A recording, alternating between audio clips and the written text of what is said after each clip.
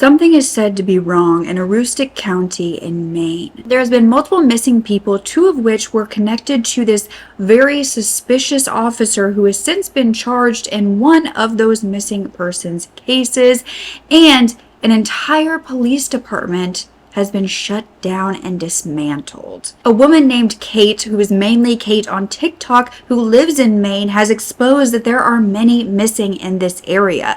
So many strange cases, so little coverage, and this entire police department no longer existing. This TikToker, as well as many other locals, have stated that something is wrong here. And after hearing these stories, you just might believe the same. You are such a genuine gem. Thank you for clicking on my video. I am Brooke Makenna, and I am so thankful to have you here. This is a community. We call ourselves the Genuine Gems, and we really love to focus on the victims and the survivors over the killers and the monsters of this world. That's something that's very important to me, and I know that my fellow gems feel the same. So if you would like to join, I would be honored to have you here. We also have a Genuine Gem newsletter, which I will link down below. All you do is put your email in, and basically that gives me the opportunity to personally send you my videos in case YouTube does not send them out or unsubscribes you like it can do. But if you love this content, you want to see more, I will have a playlist down below where you can binge a whole bunch of different stories just like this. I post every single Sunday with the occasional midweek video, and I am so happy to have you here. Now let's get back to the story. So back on January 30th of 2024, the Foote family lived in Washburn, Maine. They had called the Washburn Police to report their son, 39-year-old Erik Foote, missing. He was a veteran who served in Korea as well as the Iraq War, and said he was born to be a soldier. He loved the Army. He was ROTC. He was on the drill team in high school before quickly joining the Army immediately after graduating. He was said to be kind, compassionate, and generous to others.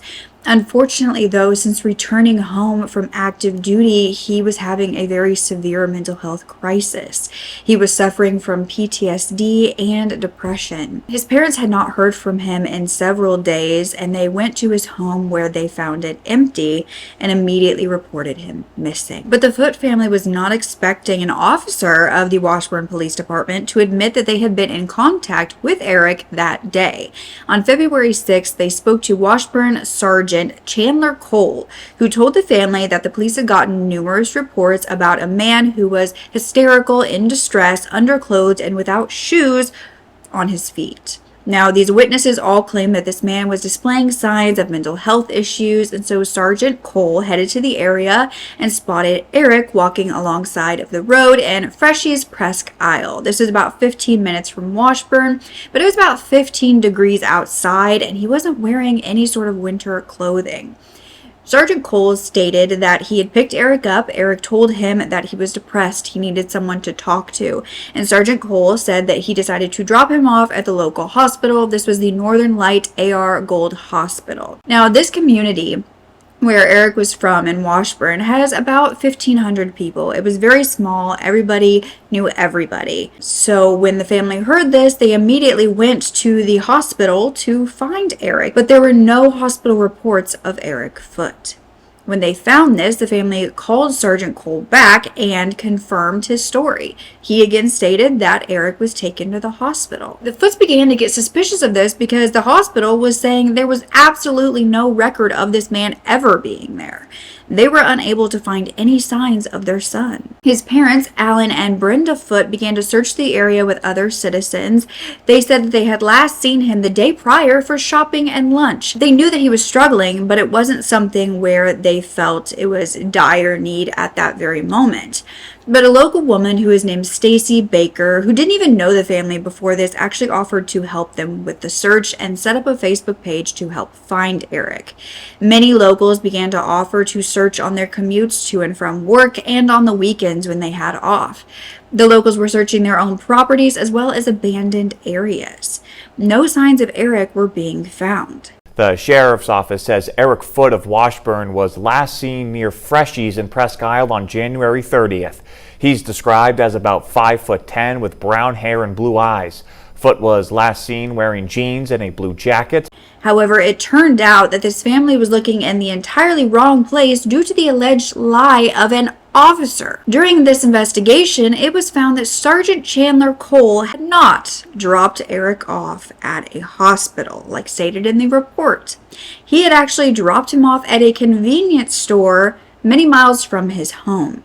He had not helped this man in the midst of a crisis to get help or even get proper clothing for the freezing winter weather. Investigators would later learn that this was actually the second time that Sergeant Cole had come upon Eric that day and did nothing to help.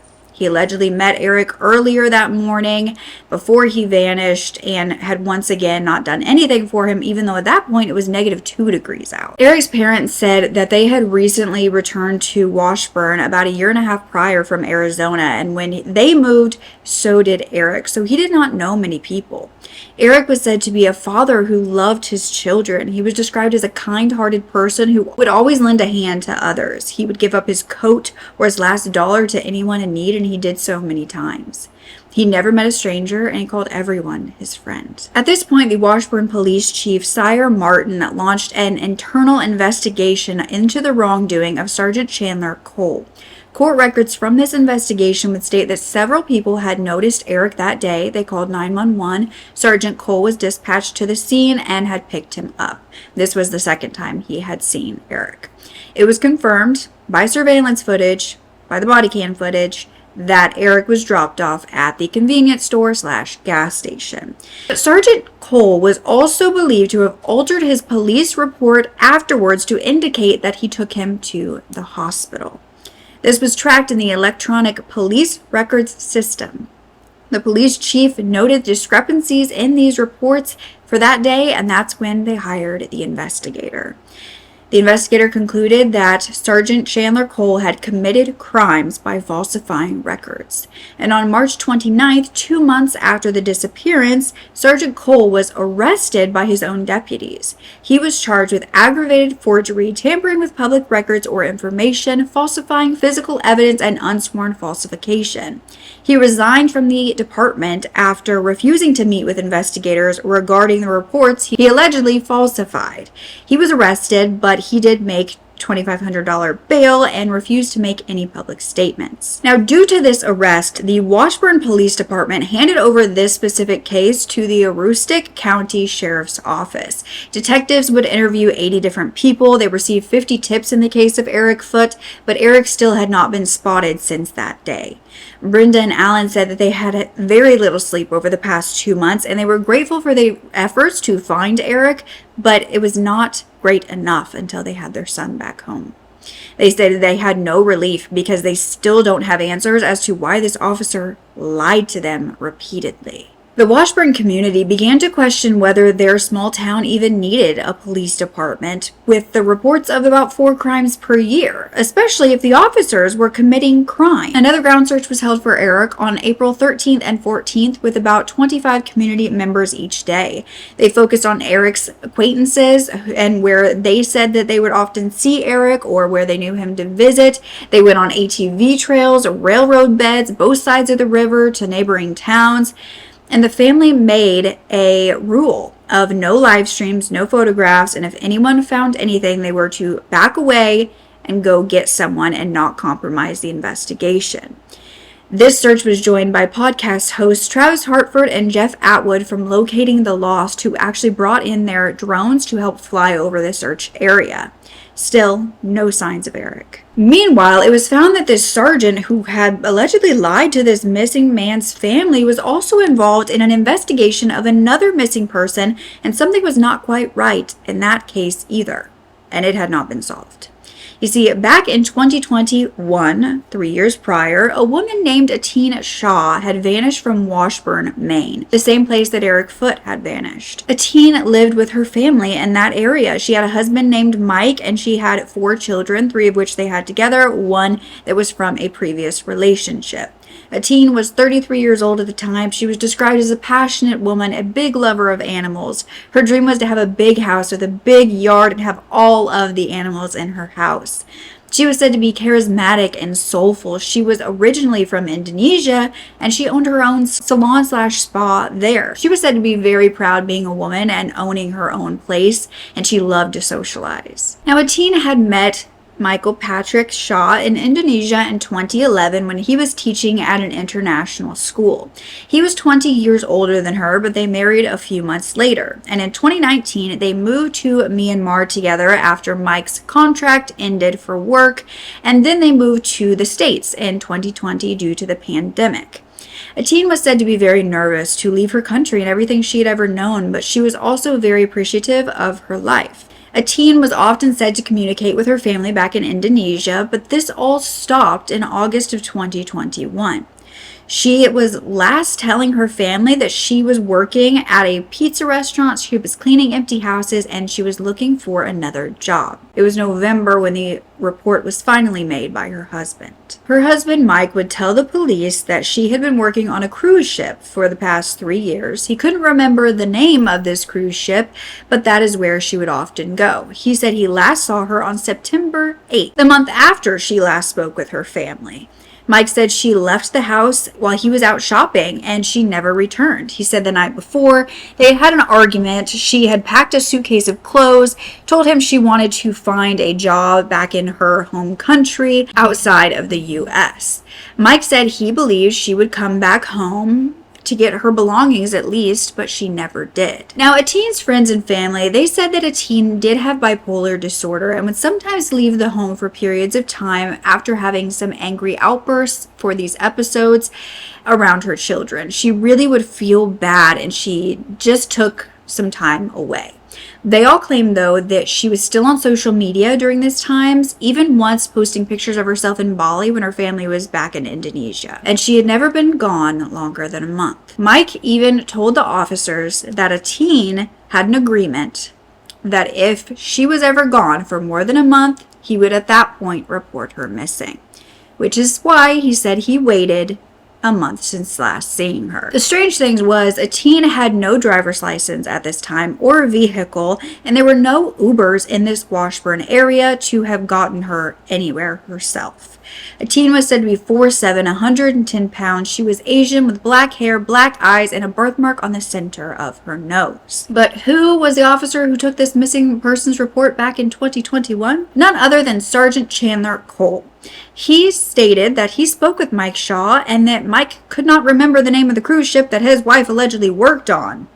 But despite this suspicious story and lack of information provided, Sergeant Chandler Cole did nothing more. 0 searches were done, not the year she vanished and not for the 2 years following. But in 2022, so the year after she vanished, Attiin's friend Beth Lindsay contacted Mike asking about Attiin because she hadn't heard from her and didn't know she was missing. Mike told Beth that she was gone, but he wasn't worried because she had disappeared before. Months later, Beth realized that she was really missing and started actively messaging Mike, but he said he wasn't concerned. However, Attiin's cousin, Zadia, said that she spoke with Mike, and Mike said that he was exhausted and depressed about the situation and just wanted her home. By 2023, 2 years after her disappearance, an officer named Hunter Balanso was made aware of Attiin's case, and she decided to get involved. Attiin's family had stated that although Mark Shaw stated he reported her missing in 2021, they could not find any evidence of this report. So Officer Hunter did some research and found that there was a report made, but it was not actually linked to her name, which is why they could not find it. But it did occur in November of 2021. But on top of Attiin's family back in Indonesia's concerns, citizens were also worried. You see, one witness claimed that she had actually gone to the Shaw's residence in the years following her disappearance to deliver paperwork, and the children had let her inside. The witness stated that this home was a mess. There was trash everywhere, and they had plywood floors in the kitchen, one of which had a dark-colored stain. Now, teachers of the children, where they went to school, said that they all had different stories about where their mother had gone. The oldest said that she was back in Indonesia. The middle two said she works on a cruise ship and that's why they could not talk to her. But they did not know that she was actively missing. Now, her passport, as well as her social media, her credit cards, and her social security number had no activity since 2021 when she vanished. Officer Balencio made a suspicious persons report stating that she had contacted the Major Crimes Unit and spoke with the Indonesian embassy to get further information. She spoke of even potentially interviewing Mike Shaw, who had never been interviewed, regarding this disappearance before. She said that she found it very odd that he did not know the name of this cruise ship and he did not show any proof of income that his wife was getting from this job. But she also wanted to know how he kept in contact with her, if he did at all. So on February 14th of 2024, it was now 3 years since she vanished, the Maine State Police finally, due to this report, performed a search at the Shaw's residence after picking up the case a year prior. But this home was found to be on 5 acres of woods and also right next to the Aroostook River. Nothing more was released on what they found, and it was said that nothing ever will be. They did say, however, they have not produced an alternate address or indications that Attiin is living in another residence. This is a missing woman from Maine. I'm trying to raise awareness, and there has been very little media coverage on her disappearance, and her fucking case was not handled correctly. I'm really mad about it, and I'm really trying to help her family get some answers. Washburn has like 1,000 people or something like that, okay? That's a fraction of what Attiin and her sons are used to. Probably experiencing severe culture shock, right? Her sister says that she was talking about offering in-home spa services in like the Bangor area, but it was really hard for her because she didn't have a driver's license. Her family tells the Indonesian Lantern, which is like an Indonesian American news media outlet online, that Mike tells them that they got into an argument on September 7th, 2021 about her wanting to leave and go find work somewhere else. He states that she went to bed, she was fine. When he woke up in the morning, he had to go run some errands. When he came home, she was gone. So he tells them in October that he files a missing persons report. That is false. Maine State Police state that there was no missing persons report filed until the end of 2021. I've heard November. Let's just hypothetically say that she left the house that morning, okay? The airport is a 3-hour walk from her house. She did not have a driver's license, so maybe someone picked her up, right? She wasn't reported for months. So if someone did pick her up and something horrible happened, shame on this man for not reporting his wife missing. It has been said by locals, I have no proof of this, but it's been said by locals that Mike was working for the local trash company. I don't know if he was working at the trash facility, like at the transfer station, or if he was working on the truck. But it's been said that he only worked there from October 2021 to December 2021. It was unlikely they were going to find anything during this search due to the fact that it was years later. But on April 22nd of 2024, on a Facebook page titled "Where is Attiin Shaw?", her brother-in-law, so Mike Shaw's brother Jeff, posted on there. He wrote, "Hi everyone, this is Attiin's brother-in-law Jeff from New Jersey. Attiin calls me her big brother. I'm extremely concerned about Attiin. If she is alive, I know she must be locked up in a dungeon somewhere, because she would have never completely cut off all communication with her children in Maine or family and friends in Indonesia. I'm glad that her disappearance is being given some attention. I don't know if the creator of this webpage knows who I am. All I know is she has never tried to contact me. On January 31st, on the podcast called Locating the Lost, her main goal appeared to be making people think my brother is guilty in some way. If you don't believe me, watch the podcast. But I'll give her the benefit of the doubt that she also sincerely cares about my little sister. I have provided the Maine State Police with the following information to help in the search for Attiin. At some point after the last time anyone heard from Attiin, I began noticing her name in my list of Facebook contacts, which as far as I can tell indicates which of my friends are currently active on Facebook. This led me to believe there was a good chance she was still alive. Her name is still often there. Perhaps someone else has access to her account. Maybe Facebook could provide some record of her account activity. A friend of Attiin's from Bangor once tried to contact my mom on Facebook. I don't recall when this was. It may have been in the early months of 2023 or later months of 2022. He said he was concerned because he hadn't heard from Attiin in a while and asked my mom if she knew anything about her whereabouts. My mom did not respond. I'm not sure I remember correctly, but I think his name was Ben. I searched online for anything about him, but could not find anything. Information I have about Attiin. At one point, she had an apartment in Bangor. She had been active on one or more dating websites, and she may have gone horseback riding with friends on the day my brother last saw her. This is probably just conjecture. Now, all of this information has not been confirmed, especially not by police. Provided little information that was unknown and seemed to create more questions. But a day later, on April 23rd of 2024, 3 months after the disappearance of the other missing Washburn resident, Erik Foote, 84 days after he vanished, a body was located on the banks of the Aroostook River in Caribou, about 15 minutes from Washburn and from Freshie's Presque Isle, where he was last seen. This was also the river next to Attiin Shaw's home. Eric's parents were not informed before the news broke. It was confirmed that this was Erik Foote by the medical examiner, but the cause of death was still pending further tests. His parents made a statement saying, "If we don't start changing the way we treat people and how we think about them and help our military members, veterans, citizens, and neighbors that are struggling with mental health issues, that are crying out for help, then we fail as a community, as a country, and as Americans." In June 2024, 5 months since the disappearance of Erik Foote, Washburn residents voted to permanently close the town's police department. They had temporarily closed 4 months prior due to lack of staff. But law enforcement would then be handled by the Maine State Police or the Aroostook County Sheriff's Office. It was completely dismantled. Then, in September of 2024, Erik Foote's body was sent in for an autopsy. However, the cause of death was undetermined.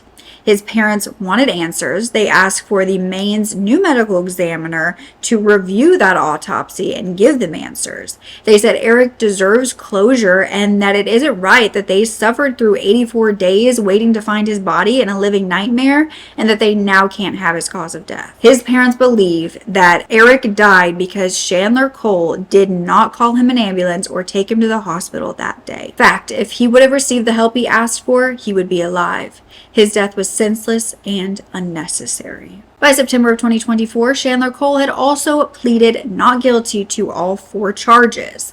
But by January 24th of 2025, Chandler Cole pleaded guilty, but only to tampering with public records, an unsworn falsification, and a plea deal to dismiss the charges of aggravated forgery and falsifying physical evidence. Those were Class D crimes in Maine, punishable up to 364 days incarcerated and a $2,000 fine. However, he waived his right for trial and was sentenced to 1 year of administrative release, a suspended sentence of 90 days in jail, and fines of $500 for each charge, plus $320 in surcharges. The district attorney then officially dismissed his charges of forgery and falsifying physical evidence. Now, Erik Foote may have been found, but the question still remains, what happened? And in regards to Attiin Shaw's case, she is still currently missing. This month, August 2025, the former Washburn officer trying to get answers in her case, Hunter, wrote a post on the Where Is Attiin Shaw Facebook. She said, "I am former officer with the Washburn Police Department. Many of you have requested this report and were told no. Many of you want more answers, more information, the full story. Here it is, direct from my files. This case remains the only cold case I carry, the only one that keeps me up at night. I often find myself asking, what more could I have done? Who else could I have reached out to? The truth is, I did everything within my power. I contacted and spoke with law enforcement in Indonesia. I reached out to the Indonesian embassy. I called Border Patrol, communicated with Immigration and Customs Enforcement, and met multiple times with detectives from the Maine State Police Northern Division. I spoke with members of the local Indonesian community, people who wanted answers but had none to give, and none were given to me. There has been no signs of life, no faint trail, nothing to suggest that Attiin Shaw is alive and well, waiting to tell her story. Instead, there have been stories, twists of the truth. The truth is, Attiin Shaw is still missing. She has been failed again and again by the justice system. Her children are growing up without their mother. Her family is still waiting for their daughter. So when you say her name and share her story, remember this. She is someone who mattered, someone who still does. She deserves the same justice as anyone else. Many have failed her. Now we are her voice." This former officer, Hunter Balenso, attached the suspicious persons report that she had made back in 2023. And since those searches in 2024 by the Maine State Police, there has been no movement in this case. There is no record of Attiin Shaw existing after September 8th, 2021, and no charges filed against anyone who may be involved. Does Michael Shaw know more about this? Some locals alleged that he has not once helped to search for her or hung flyers or even spoken to the news or posted on social media for help. They've also alleged that Michael Shaw started working at a local dump right after she went missing, but this has never been searched. It was also found that 2 years after her disappearance in July of 2023, Mike Shaw had spoken to Attiin's father via WhatsApp, where he told him that he believed Attiin was having an affair with another man and left to be with him. He speculated that this other man did not know Attiin's true identity or that she had 4 children. Now, the Maine Attorney General's office stated they could not specify whether Chandler Cole was being investigated as part of the Attiin Shaw case, but there were no pending charges against him regarding this case. Does the charged Sergeant Chandler Cole know more about Attiin Shaw or about Erik Foote? Locals are still searching for answers, and Kate Lee, who is a part of the Where is Attiin Shaw Facebook page and brought these cases to TikTok and to my awareness, wrote that someone knows what happened to Attiin. She also stated there have been many deaths and missing people in Aroostook County in the past 5 to 10 years. She said something is wrong in Aroostook County. So, as you can tell from the photo, there was quite an age difference between Mike and Attiin. I think it's a little over 20 years. She was in her early 20s when she met and married him, and obviously he was in his 40s. I know that she was posting on Facebook about joining like some fitness classes, and I know that she was taking horseback riding lessons at a local barn, like weekly. She was last seen in public at the August Festival in Washburn that they have every year. And that was also around the last time that her sister spoke to her. I have rumors their mom and her now that rumor. I don't. Obviously, it's a pretty big red flag that he did not report her missing for a couple months. But what really kills me is the lack of investigation. Their home was not searched until 2024, over 2 years after she was last seen. Their house is right beside the Aroostook River in Washburn. It has never been searched. There are multiple sheds on the property. There's a basement there. They have acres of land. I know that Maine State Police have searched the home a couple times, in 2024. I cannot find her on my own, okay? Maine State Police apparently cannot find her on their own. We need to be reaching out to Maine State Police. We need to be reaching out to district attorneys. We need to be reaching out to journalists. We need to get eyes on this case. We need to put pressure on Maine State Police to do something. Because someone in Washburn or someone in Aroostook County knows exactly what happened to Attiin Shaw. And remember when Erik Foote's body was found in Caribou on the river? Well, there was another body found there a year prior. This was missing woman Sonja Knight, who was found in Otterbrook, Caribou in August 2023. Residents had reported an odor for weeks before she was found. Sonja Knight was a 49-year-old who had been missing since July 27th of 2023. Her family had no idea why or how she would have been in Maine due to the fact that she lived in Portland, Oregon. But her cause of death has yet to be revealed. Locals are still posting flyers of these missing people in the area, not only to help Attiin Shaw, but the other 2 missing women in the area as well, because there are 2 more. This is Stefanie Damron and Tomis Hoyt. Attiin vanished in September of 2021. 2 years later, Sonja was found in 2023.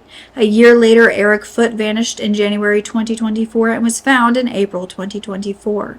Then 5 months later, Stefanie Damron vanished in September of 2024.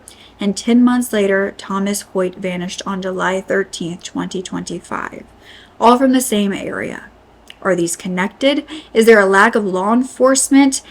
A lack of investigative skills? A corrupt department? The police department was dismantled, but where did those officers end up going? Most likely to another department nearby, which would then be in charge of these cases again. Was Chandler Cole the only law enforcement officer committing crimes in Maine? Why would he lie about dropping Eric off at a convenience store if that is all that he did? Why wouldn't he just say the truth? What was the point of that? Is it because there's more to that story?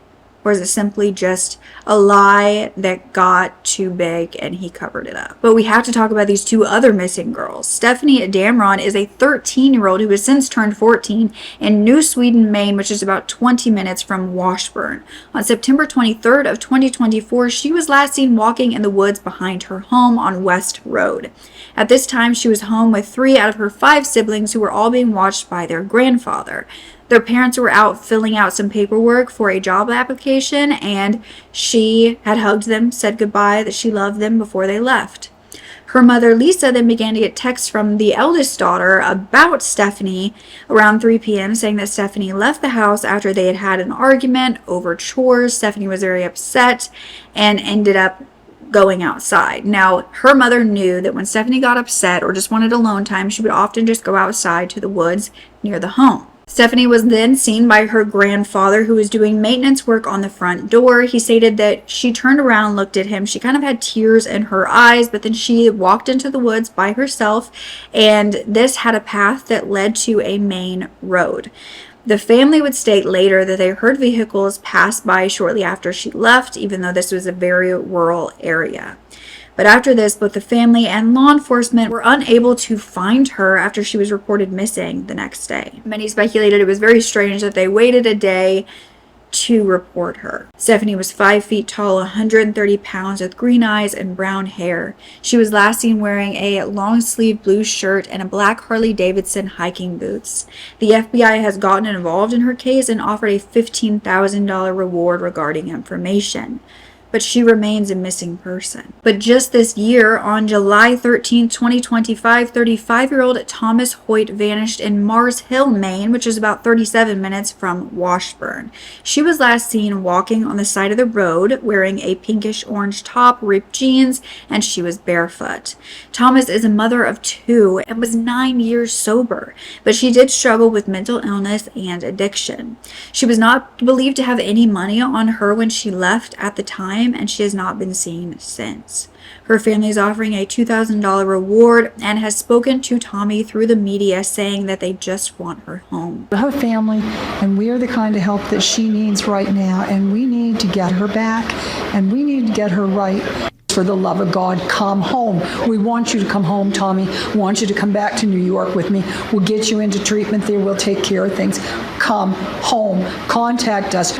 Come home, Tommy. Searches have continued for the last 3 weeks, but she remains a missing person at this point. I will give case updates now if anything has changed by the time I am uploading this video. All of these missing people within the same area, it does lead you to believe that maybe something is wrong in Aroostook County. And if so, what is it? Eric's family has created a fundraiser for disabled veterans that I will have linked below, as well as the numbers to call if you have any information regarding any of the cases we discussed today. And a huge thank you to Kate, mainly Kate on TikTok, for making this known and spreading awareness. It is citizens like her that make a difference and help us find those who have been forgotten.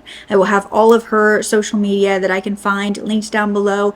Go support her. She's doing incredible things. I have a feeling she can really make a difference, and I just want to thank her for putting this out there, because otherwise I would have never known this was something that was occurring in this county. Thank you so much for listening. I truly hope that we can find these women who have vanished, and we find answers to why Erik Foote died, what exactly happened, and why he was not given the help that he deserved, and why that was covered up by an officer himself. Were there any other officers who were following in his footsteps? I've never heard of a case that legitimately shut down an entire police department, so I knew I needed to bring it to you.